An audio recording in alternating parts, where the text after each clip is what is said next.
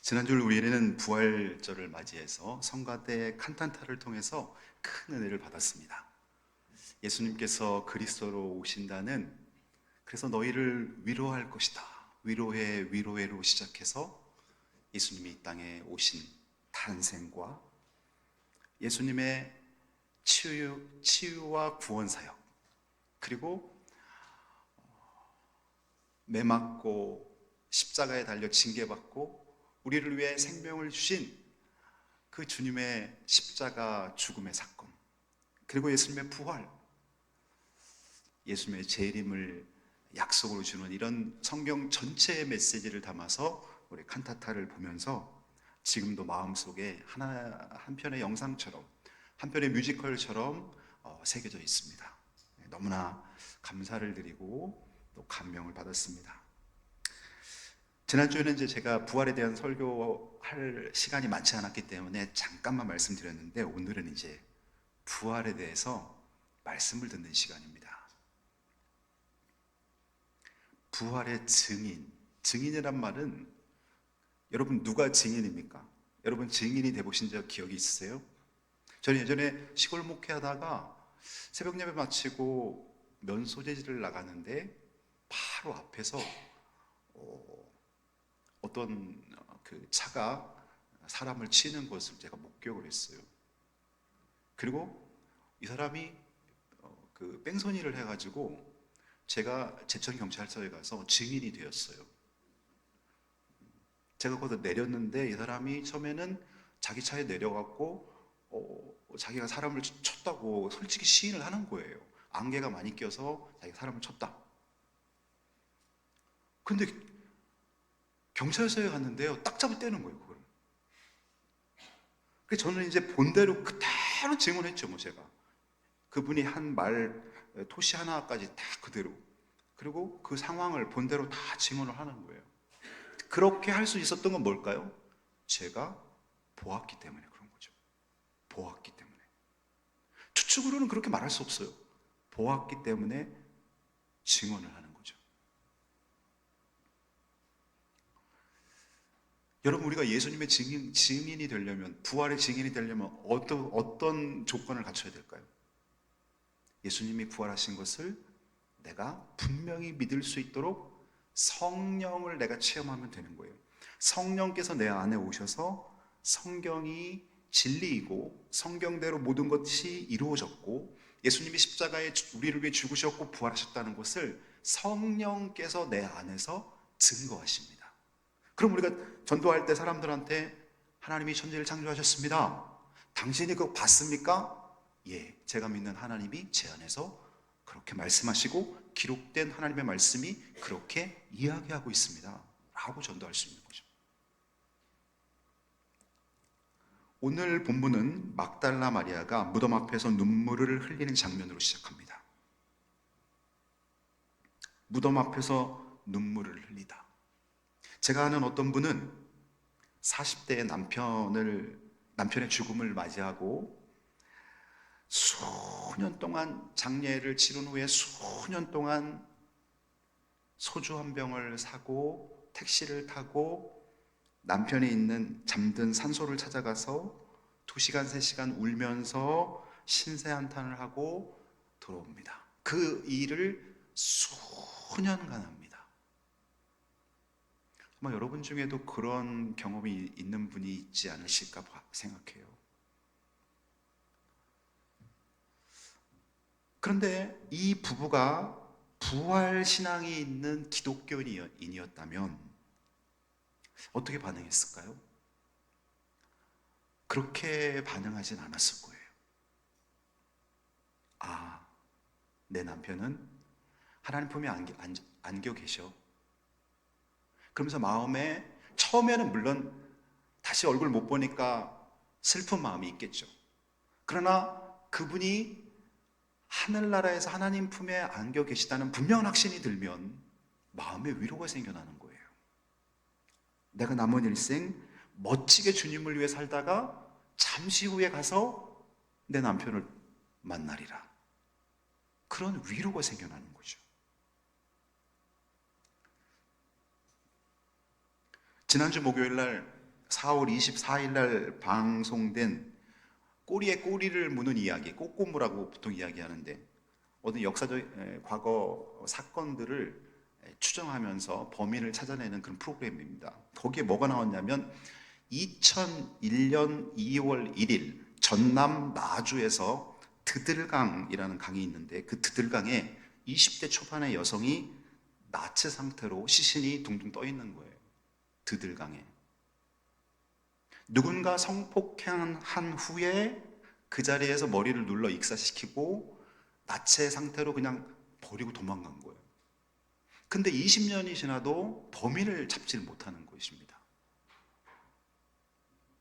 근데 이 여인의 몸에서 채취된 그 남자의 정액을 계속 냉동 상태로 보관하고 있다가 지금 과학수사대가 발달되니까 사람을 찾아냈어요. 찾아냈는데 이 사람이 다른 범죄로 인해서 감옥에 갔다가 DNA가 일치하니까 잡혔는데 딱 잡아 떼는 거예요. 내가 그 여인하고 관계는 가졌지만 내가 죽였다는 증거가 뭐냐? 못 찾는 거예요. 근데 법의학자들이요, 그거를 밝혀냅니다. 기가 막히게 밝혀냅니다. 과학수사대. 근데 그 장면을 보면서 안타까운 게 뭐냐면은 그 어머니가, 저도 그 장면에서 막 눈물이 막 나갔고, 그 어머니가 20대 초반에 자기 딸이 그렇게 죽었는데 시간이 수십 년이 지났는데 그 드들강 그 강가에 앉아가지고 이렇게 얘기를 하는 거예요. 엄마한테로 와라. 엄마한테로 와라. 엄마가 안아줄게. 그 얘기를 하는 거예요. 엄마한테로 와라. 여러분, 세상에 우리가 인간적으로 가장 우리를 인간 관계에서 많이 사랑하고 제일 진하게 우리를 품을 수 있는 품은 엄마의 품입니다. 너 그렇게 죽고 누가 너 죽였는지도 모르고 너 억울한데 엄마한테로 와. 엄마가 안아줄게. 우리가 장례를 치르면 제가 이제 장례난 그 유가족에게 영정 바구니를 보내드려요. 근데 영정 바구니에 저는 늘 그렇게 써요. 천국에서 주님 품에 안겨 편히 쉬세요.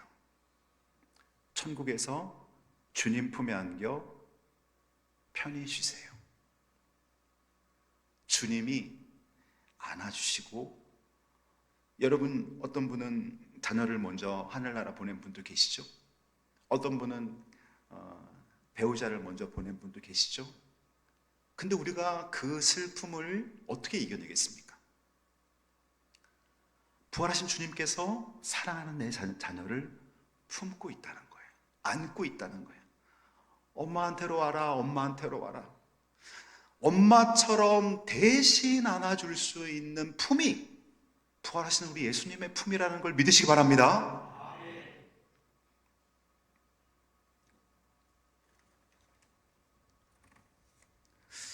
요즘에 우리 성도님들 보면은 아이를 잉태해서 유산의 경험을 하신 분들이 너무 많아요. 과거 저희 어머니 시절에 1970년대, 80년대 때도 유산 하시는 분들이 있었어요. 근데 지금은 더 많아요, 그 수가. 제가 다 말씀드리지 않아도 우리 교회 30, 40대 집사님들도 그런 거 많이 경험하셨어요.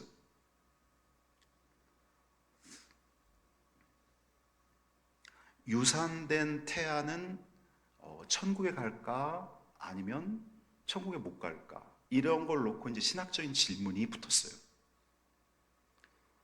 성경에는 뱃속에서 잉태된 아이가 유산됐을 때 그 아이도 분명히 영혼이 있는데 그 아이가 천국에 가나 지옥에 가나, 여기에 대해서 성경에는 명확하게 나와 있지 않아요.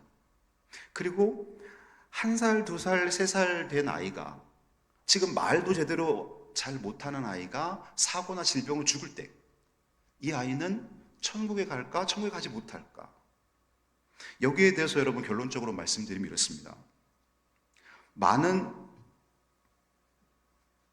복음주의 신학자들은 유산된 태아와 같이 도덕적 책임을 질 수 없는 영혼은 하나님의 은혜로 구원을 받는다고 봅니다. 그 근거는 다음과 같습니다. 하나님은 의로우시고 사랑이 많으신 분이시기 때문에 스스로 죄를 인식하거나 복음을 거부할 능력이 없는 태아나 어린아이를 정죄하지 않으실 것이다. 하나님의 사랑의 근거에서 뱃속에 있는 아이가 유산되거나 또 한두 살 어릴 때 이 아이가 질병이나 사고로 죽을 경우 그 아이는 천국에서 주님이 안고 계십니다. 그러니 여러분, 그런 아픔을 겪으신 분들이 위로받으시기 바랍니다. 찰스 스펄전 목사님은 유명한 세계적인 설교가죠. 이렇게 말씀하셨어요. 유아들은 하나님의 특별한 은혜로 구원을 받는다고 말씀하셨어요. 인간의 이성과 능력으로 믿음의 결단을 할 수 없는 태아나 유아는 인간의 행위가 아니라 하나님의 자비와 은혜에 근거하여 구원받는다고 보는 것이 복음의 정신에 부합하다. 이것이 바로 우리 기독교 복음주의의 결론입니다. 이 막달라 마리아는 예수님이 십자가에 죽으시고 나서 예수님을 너무나 존경하고 사랑했기 때문에 무덤을 찾아옵니다. 예수님의 시신을 더 보고 싶은 거예요. 지켜주고 싶은 거예요. 그리고 무덤 앞에서 계속 우는 거예요. 그 슬픔에 못 이겨서. 자, 우리가 부활하신 예수님을 믿고 또 예수님의 부활이 나의 부활임을 소망하고 있는 사람이 만일 이렇게 무덤 앞에서 우는 모습으로 산다면 주님이 마음 아파하세요. 여러분이 비단 가족의 죽음으로 인해 슬퍼하는 것 빼고 어떤 세상을 살다 보면 울 일이 많잖아요. 아파할 일이 많잖아요. 세상 바라보고 사람 바라보면서 힘들고 고통스러운 일들이 얼마나 많아요. 그럴 때 여러분, 무덤 앞에서 울지 말고 부활하신 예수님에게 여러분의 마음을 털어놓으면서 위로를 받으셔야 돼요. 부활하신 예수님. 주님은 이렇게 울고 있는 마리아를 그냥 두지 않고 찾아오셨습니다. 그래서 오늘 두 번째, 마리아를 찾아오신 예수님. 찾아오셔서 딱 한마디 하십니다. 마리아야. 너무나 감동적이죠, 여러분. 마리아야. 여러분이 신앙생활 하면서 이 음성을 들어야 돼요. 이 음성은 이 청력으로 들리는 게 아니에요. 오늘 아침에도 우리 당회를 하면서 이제 나이가 들어가면서 청력이 약화되는 이런 부분을 놓고 같이 대화를 나눴는데요. 주님의 음성은 청력으로 들리는 게 아니에요. 만일 주님의 음성이 청력으로 들린다면 80 넘으신 분들은 주님의 음성을 잘 못 들어야 돼요. 그렇지 않아요, 여러분. 주님의 음성은 마음으로 듣고 인격으로 듣고 생각을 통해 듣는 거예요. 성령께서 우리의 생각을 통해서 주님의 음성을 듣게 만들어 주시는 거예요. 마리아야 불러든 것처럼 여러분이 기도할 때, 하나님 앞에 모든 걸 맡기고 기도할 때 하나님께서 여러분의 이름을 불러주십니다. 아무개야.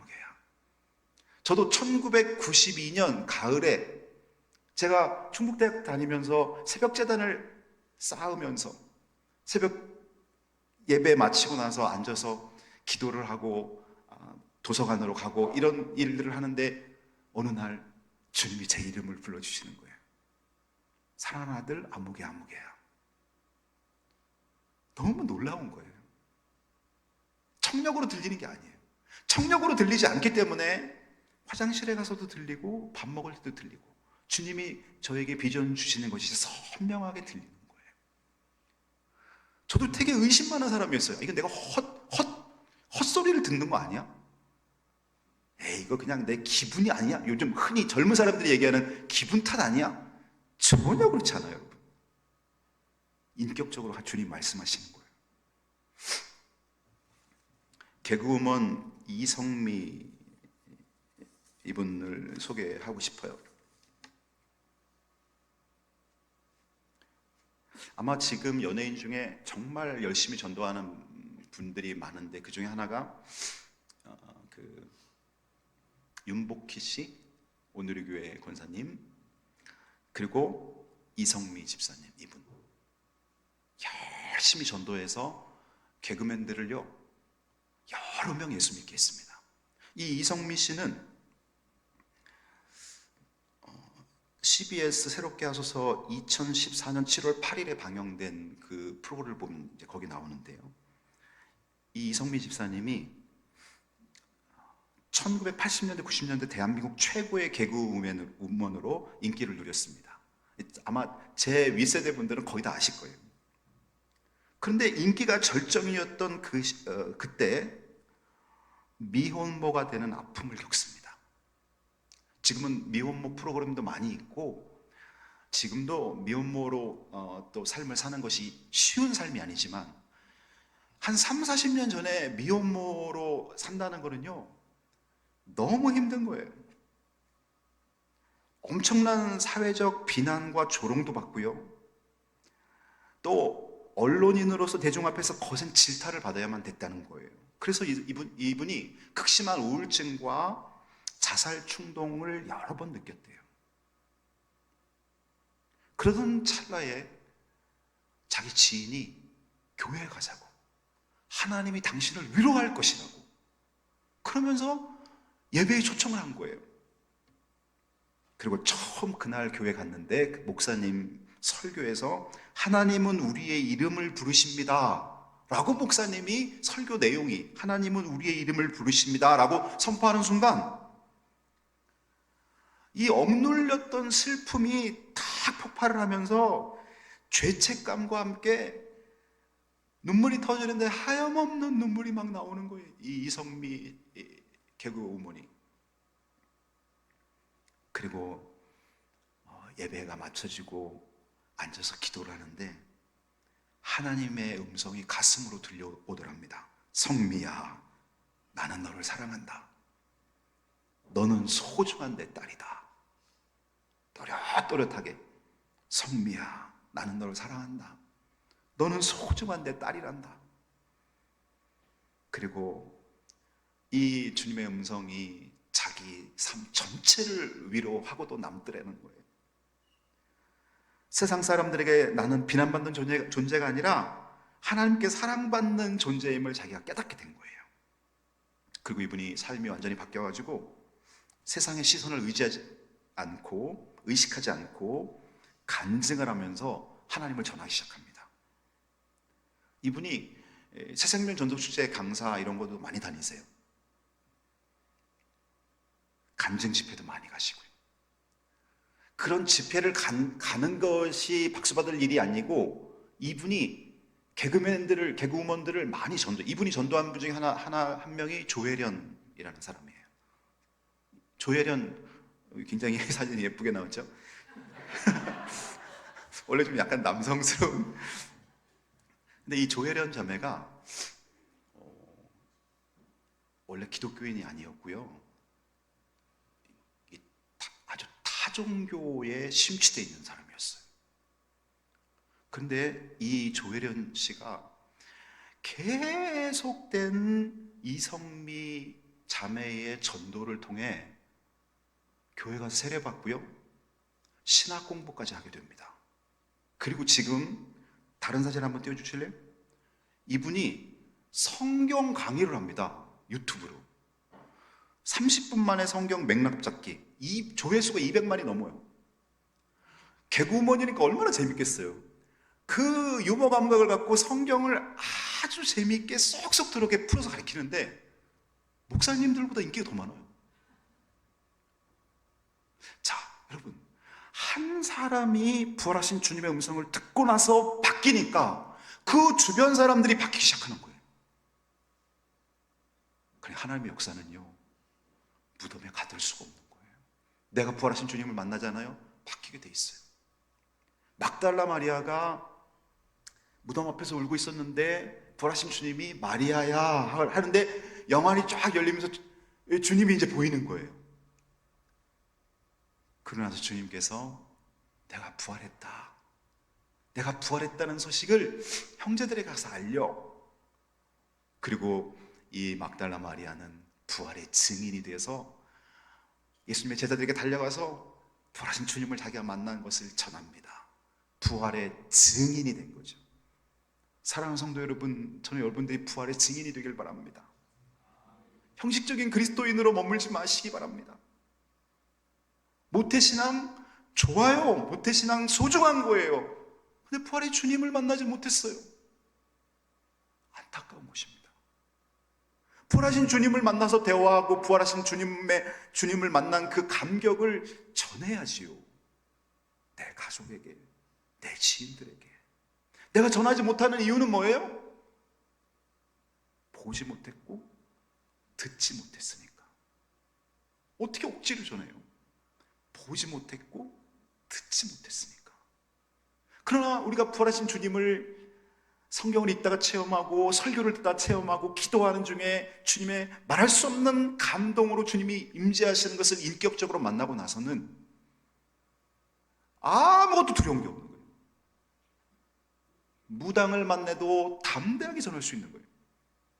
부활하신 주님을 내가 만났기 때문에, 하나님 살아계시기 때문에. 하나님이 살아계신 것도 같고 없는 것도 같으면 전도 못하는 거예요. 하나님 분명히 살아계시기 때문에 내 안에 계신 성령께서 가라고 말씀하시는 거예요. 내 안에 계신 성령께서 저 사람에게 용기 내서 말하라고 하시는 거예요. 내 안에 계신 성령께서 내가 말할 때 능력이 나가는 거예요. 부활하신 주님을 만난 사람의 능력, 부활의 증인으로 살아가시게 되는 것이죠.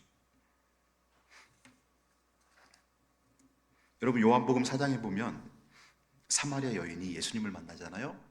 물 길러 갔다가 예수님께서 물 좀 달라. 유대인 남자인 당신이 어떻게 사마리아 여인 나한테 말을 합니까? 예수님은 그 영혼을 구원하려고 접근하신 거죠. 이 여인은 5번이나 남편을 바꾸며 상처 속에 살았던 아픔이 있는 여인이었어요. 근데 예수님은 그 여인의 아픔을, 이 여인이 처음에는 자꾸 회피하는 이야기만 하니까 정확하게 꼬집습니다. 너는 남편이 5이나 있지만 그 누구도 너의 진정한 남편이 아니다. 당신은 내가 보니까 선지자로서이다. 선지자 정도가 아니라 하나님의 아들, 인류의 메시아 앞에 이 여인이 섰던 거예요. 그리고는 내가 바로 메시아다. 이 여인은 물동이를 내려놓고 동네로 달려갑니다. 와 보라, 내가 그리스도를 만났다. 전하게 만드는 것이죠. 부활의 증인. 부활의 증인은 멋진 겁니다. 부활의 증인은 행복한 겁니다. 부활의 증인으로 살을 때 그것이 진정 그리스도인의 삶인 것입니다. 전도하는 것이 귀찮다고요? 예수님에 대해 소개하는 것이 두렵다고요? 좋아요. 편안한 신앙생활은 할 수 있어요. 그러나 감격이 없어요. 주님과의 실제적인 임재와 긴밀한 대화가 없어요. 근데 여러분, 부활의 주님을 생생하게 체험하고 그 주님을 전하면서 산다면 그게 얼마나 큰 행복일까요? 저는 오늘 여러분이 그걸 사모하시고 부활의 증인으로 살아갈 수 있기를 주님의 이름 축복합니다. 그래서 예수님이 부활하셨다는 것은 단지 내가 위로받는 것에서 끝나는 것이 아니라 주님께서 우리에게 이제 우리를 부활의 증인으로 사명을 주고 계시는 거예요. 내가 너를 만나준 이유는 너를 통해서 너의 가족을 구원하기 위함이야. 내가 너를 만나준 이유는 너를 통해서 너희 지인이 그리스도인이 되게 하기 위함이야. 그러니까 너가 가는 곳이, 너가 직장을 여러 번 바꾸더라도 너가 가는 직장이 다 선교지야. 해외 선교지에만 관심 갖지 마. 너가 있는 그곳이 국내 선교지야. 해외에서 장기 선교하시는 분만 선교사가 아니라 너가 바로 국내 선교사야. 주님 그렇게 말씀하고 계시는 거예요. 여기에 눈을 여세요, 여러분. 저와 여러분이 선교사예요. 미셔너리, 복음을 전하는 미셔너리인 거예요. 여러분의 직장, 여러분의 가정의 장이 선교지라는 거예요. 여러분의 자녀가 선교지의 백성이라는 거예요. 전도 대상자라는 거예요. 오늘 저는 이제 말씀을 맺습니다. 무덤 앞에서 주님의 죽음을 슬퍼하며 계속 울고 계실 거예요. 부활하신 주님을 만나고 동네로 달려가서 제자들에게 증언하실 거예요. 교회 다니면서도 세상 사람하고 똑같은 생각, 똑같은 것 때문에 슬퍼하고 늘 생각하는 것이 늘 거기서 벗어나지 못해요. 자녀, 돈, 직장, 명예. 그럼 우리가 예수 믿는 이유가 뭐예요? 부활하신 주님께서 내 안에 계시면서 나를 통해서 놀라운 일을 하길 원하시는데 나는 무덤 앞에서 울고 있어요. 그냥 계속 무덤 앞에서만 계속 울어요. 그 하나님 뭐라고 얘기했어요? 나 부활했어. 너 왜 울고 있어? 여러분의 자녀나 여러분의 남편이나 여러분의 아내나 여러분이 사랑하는 사람이 먼저 하늘나라 갔어요? 부활의 주님을 바라보시고 그 사랑하는 사람이 주님 품에 안겨서 이제는 내가 무덤 앞에서 슬퍼할 게 아니라 부활의 주님을 만나고 수많은 영혼들을 구원하기를 바라고 있는 거예요. 천국에서. 슬퍼하지 마세요. 장례 치르고 한 3일 정도만 슬퍼하세요. 그러고 나서는 슬퍼하지 마세요. 주님이 부활하셨어요. 그리고 이제 좋아하는 영혼들을 구원해내야 되는 것입니다. 저와 여러분이 이 부활의 기쁨을 갖고 여러분 많은 영혼들, 여러분 지인 중에 예수 믿지 않고 있는 분이 얼마나 많습니까? 여러분 가족에도 주님을 모르는 분이 얼마나 많습니까? 그들을 주님께로 인도해내는 부활의 증인들이 되시기를 예수님의 이름으로 축복합니다. 기도합니다.